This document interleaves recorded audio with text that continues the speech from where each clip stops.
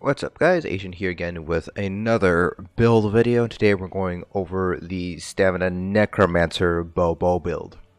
So the Stamina Necromancer Bow kind of builds we're formulating since its release in Elsewhere, mainly because of the fact that we have two abilities that look like they could be used very well in a Bow build. The first one being Venom Skull, the second one being Blast Bones. Those two abilities can be used at range, so the idea behind it, Bow builds for Necromancers, was to use those two abilities in conjunction with what you normally use already in Bow builds. So you would be using something like a Master's Bow and a Maelstrom Bow combined in order to make the most out of the Stamina Necromancer's abilities here. Now, that was back in Elsewhere and also in Scalebreaker. In Dragonhold, bit of a change here. Blast Bones itself has been buggy is probably the best way to describe it. While in theory it should be Blast Bones, then 3 abilities, Blast Bones, 3 abilities. In truth, Blast Bones doesn't always use up 3 global cooldowns, and then, you can cast it again. Sometimes it goes up to 4 or even 5 global cooldowns before you can recast Blast Bones. So a little bit inconsistent on that part.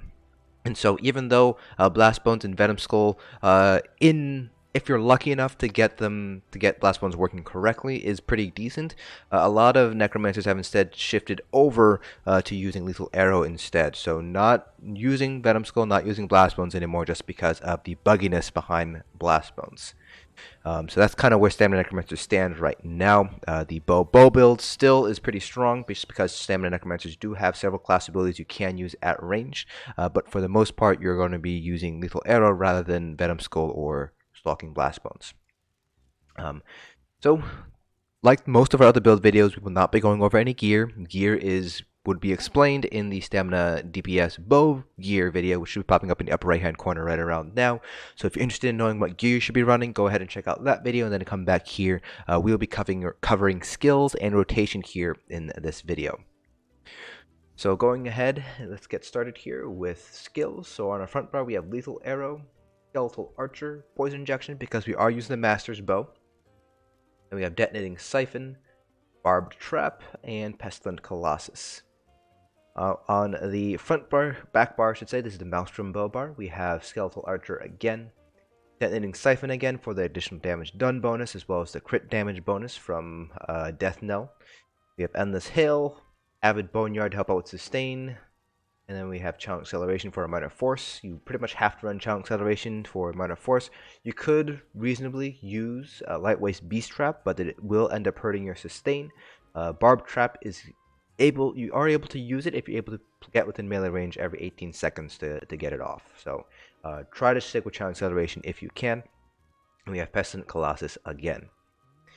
Now for our front bar here, one ability you can swap out here is going to be Barbed Trap. You can swap this out for a number of different abilities depending on what you'd like. So for example, if you'd like, you can run something like Venom Skull, Blast Bones, Avid Boneyard. You can put it over here. Then you can use Dawnbreaker here, so that way you still maintain the 3% additional weapon damage. But you will primarily be using this ability here as a fighter skill ability, either Silver Shards for some more cleave damage, Circular Protection for a heal and minor protection, or Camouflaged Hunter for the minor berserk when you deal crit damage on enemies' flank. So any of these fighter skill abilities can be used here. You're just using it for the additional weapon damage you'd get from the Slayer passive here. Now, I mentioned earlier you could go with Blast Bones and Venom Skull if you'd like, but Blast Bones is a little bit buggy, so normally it takes 3 global cooldowns. You can do Blast Bones 3 abilities, Blast Bones 3 abilities at ranged. However, it's not always going to be 3. Sometimes it will not jump, and so you will have Blast Bones and you'll be sitting there for 4 or 5 global cooldowns, and then you can recast it. So it's a little bit inconsistent, so I personally don't recommend you running Blast Bones on a bow build. It's easier just to use straight up Lethal Arrow spam. That way you don't have to deal with the bugginess that is Blast Bones. But if you'd like, you can use Blighted Blast Bones here in place of Barbed Trap, and you just use Flawless Dawnbreaker to maintain that 3% additional weapon damage. Then Venom Skull would replace Lethal Arrow. So in this instance, you would basically have something that looks like this, with only Poison Injection as your bow ability here for the Master's Bow bonus. And then you would use Blast Bones, then Venom Skull until it comes up again. So the challenge with this is, of course, you have to kind of keep an eye on Blast Bones and make sure you're using it when it comes up. It's not always going to be 3 global cooldowns. It might be 4, it might be 5, depending on how your Blast Bones decides to act. So for more consistency, again, I prefer just going straight up with Lethal Arrow instead as our primary spammable. In terms of other abilities you might want to consider having on hand, so we have Detonating Siphon here for the additional damage done that we get. You will potentially be able to use this if there are adds that are on the boss, but it's kind of dependent on the fight itself whether you'll be able to make use of Detonating Siphon. If you're running Blast Bones and Venom Skull, then yes, you will be able to use Detonating Siphon because your Blast Bones will be on top of the boss here. So beyond that, though, not many other abilities you're going to want to pick up here. Under the bow line, if you're running the Blackrose Prison's bow rather than the Master's bow, you'll want to use Acid Spray instead of Poison Injection here. You can run Elude or Shuffle for major evasion, so that'll reduce the damage you take from AoE attacks. A lot of damage from Trials and Dungeons do count on as AoE attacks, so this does give you some pretty decent amount of survivability. 25% damage reduction is not something to turn your nose at. You could also run Soul Trap, either Soul Splitting Trap for additional cleave or Consuming Trap for single target DPS. Uses up Magicka, so it does help out your sustain. Not really that big of an issue with bow builds, but it's always nice to have that option there. Already talked about running any of these fighter abilities line, Fighters Guild abilities in place of any Fighters Guild abilities you see on the front bar. Shadow Silk for the Black Widow synergy. It's always nice to have the additional synergy for your other bow builds out there. It's not as strong as it used to be, but it's still essentially free damage. It's a free synergy, and it does help with Lokkestiiz uptime, so it's definitely an ability you might want to consider running if you have multiple bow builds in your group. Then if you need to self-heal, you can run Echoing or Resolving Vigor. I personally recommend going with Echoing Vigor because it does hit other people, and if other people are using Echoing Vigor, then those Vigors do stack on top of your own. So the HPS that you can get from Echoing Vigor, multiple of them stacking together, can be as high as Resolving Vigor here. So as long as you have 2 or more Echoing Vigors going on, you will be able to beat out Resolving Vigor in terms of healing done per second. So I always recommend running Echoing Vigor for that reason. It just helps out the group a little bit more that way. But that's pretty much everything for the bow build skills. Let's go ahead and talk about the rotation. We're going to move our dummy back here now. So we will go over both the Lethal Arrow and then the Blast Bones rotations here. And actually we'll do it on the 21 million dummy here. So one thing to keep in mind with bow builds is that you do get additional damage from the long shots passive under the bow line here for hitting things at longer range. So with this particular setup here, the longest range is going to be 28 meters. If you're running Venom Skull and Blast Bones, it's still 28 meters, so 28 meters is roughly where I'm standing relative to where the 21 million dummy is. You can see if I take a few steps back here, I will not be able to use Poison Injection, which is the 28 meter mark there. So that's one thing you want to do, and the next thing is also to make sure you're light attacking, so that way you can maintain your Hawkeye passive, which does increase the damage of all of your bow abilities by 5%, so each stack. So you can get up to 5 stacks, a total of 25% additional damage done. So very important to make sure you're hitting all your light attack weaves here. So the rotation itself, fairly simple, fairly straightforward here. Start off with Minor Force, Endless Hail.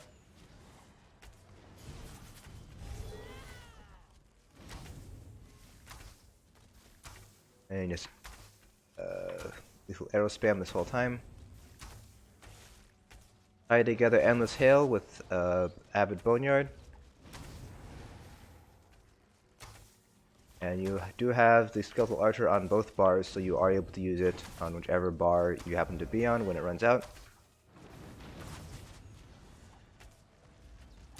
And then you would just use Poison Injection whenever that runs out.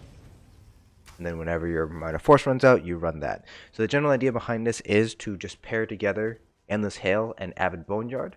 Yes, Endless Hail does have a 14-second duration versus Boneyard's 10, so you will lose some uptime on Boneyard, but Boneyard is not really the strongest ability that you have, so it's okay that it's running out. And then you have Skeletal Archer, which is 16 seconds, so just since we have a double bar, just use it on whichever bar it happens to run out on. Then Poison Injection on cooldown, essentially. Now, if you're running Blighted Blast Bones with Venom Skull, let's go ahead and put that down. hopefully you guys will be able to see just how inconsistent Blast Bones is. So this is the bars that you would be using here. Rotation remains pretty much exactly the same.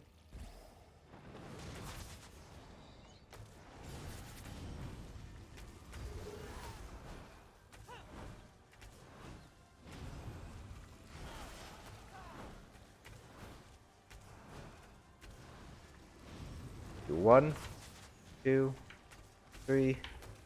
That time we had 3. 1, 2, 3, 4. You can see here it's a little bit inconsistent. So 1, 2, 3. That's 3. 1, 2, 3, 4. You can see here it's a little bit inconsistent. Sometimes it varies between 3, sometimes it's 4. So just keep that in mind if you're using Blast Bones here. Usually it'll be between 3 and 4 global cooldowns. To be very safe, you can run 4 global cooldowns and then recast Blast Bones.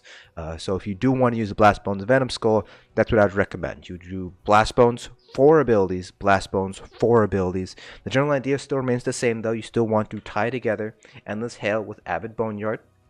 Use a Skeletal Archer on whichever bar it happens to run out on. Poison Injection when it runs out. Now with Detonating Siphon, just make sure that it runs completely out, because otherwise you will not be able to get that additional explosion at the end there. So just make sure to let it run completely out before you recast it, so it is viable just to let Detonating Siphon just run completely out and let it be off cooldown for a few seconds while you're getting up other dots. Detonating Siphon is going to be a strong ability, but you can sort of relegate that towards the back end just because you do want it to run completely out. So that pretty much covers the rotation stuff. So again, the lethal arrow spam is going to be more consistent than running the Blighted Blast Bones with Venom Skull. At least on my tests, I found that lethal arrow spam was stronger than running Blast Bones. Let's go ahead and put on our lethal arrow again here. We'll just keep with this here. Actually, no, you know what we'll go back to what we were using before. Fighters Guild line here, we'll use that. Alright. So we're going to go ahead now and do our 21 million dummy parse. You guys get an idea of the rotation and the amount of DPS that we're able to pull here. Do keep in mind that you will be able to use this to compare against bow builds on my channel and other stem builds on my channel, but don't necessarily use this DPS parse and compare it to other content creators. We're not the same person, and so your results are obviously going to be differing. So let's go ahead and get started. I will try to narrate things as we go along here.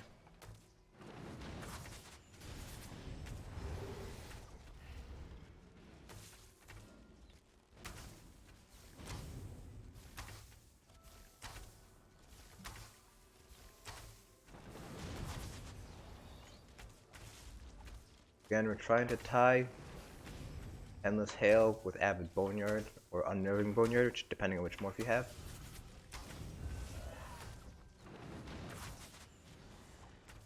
Out as much as we can. Now remember, the channel acceleration does have a cast time, so you want to take that into consideration.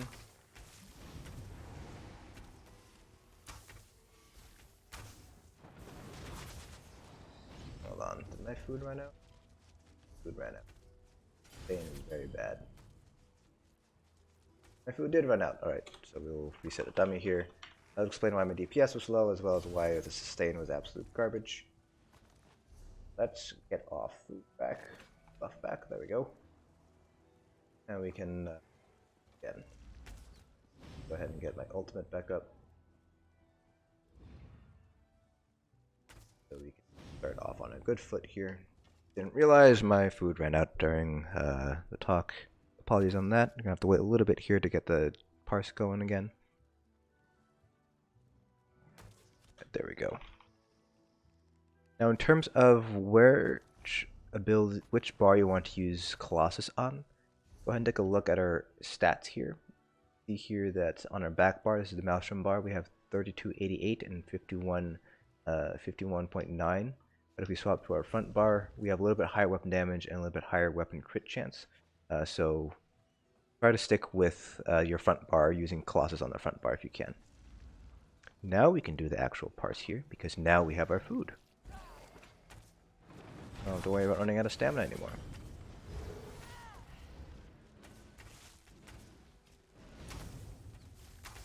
a huge difference, that food.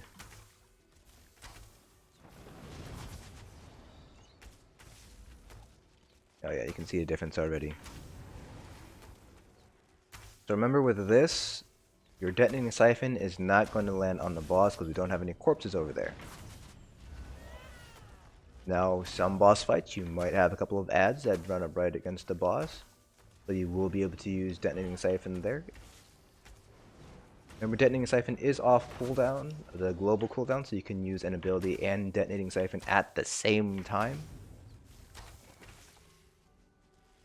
I would recommend you doing so. That way you're not wasting global cooldown. For example, you could hit Poison Injection and Detonating Siphon at the same time if you'd like. I would not recommend doing it with Lethal Arrow, just because Lethal Arrow does have that cast time with it.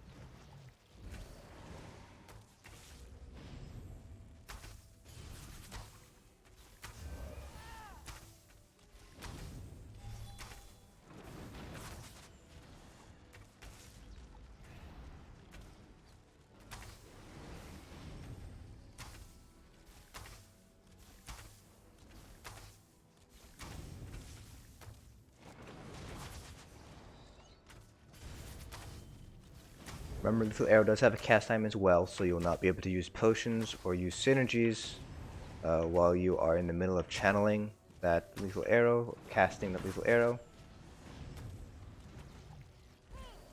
So if you are going to be using synergies or using your potions, you're going to want to try to time it so you use it right in between when you light attack between lethal arrows.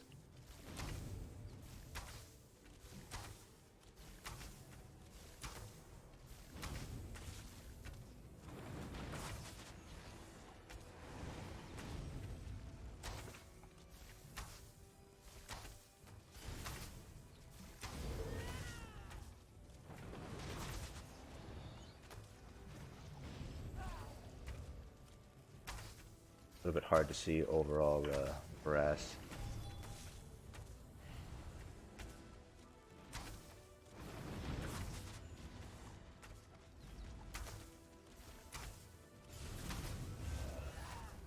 If you can, try to time your Colossus with your lethal arrow spams. That's just to help boost your overall damage. Since major vulnerability doesn't last for a long time, you want to get as many lethal arrows off as you can while it's up.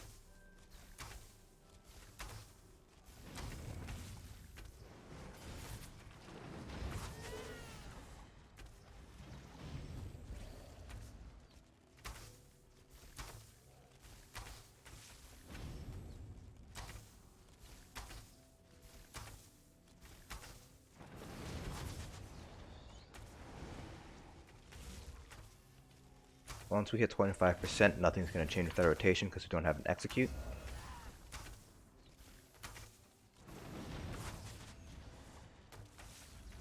But be prepared to see a very large jump in our DPS because our crit chance is going to go incredibly high once we hit 25%. Pretty much almost every one of our hits is going to be a crit from now on.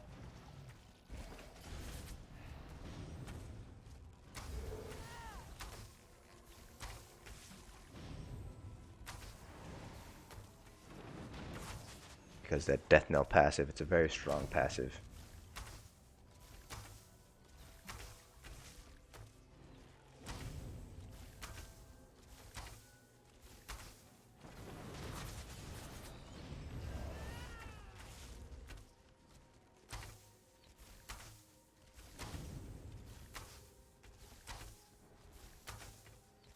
Not renew any dust, let's just keep spamming our arrows here towards the end.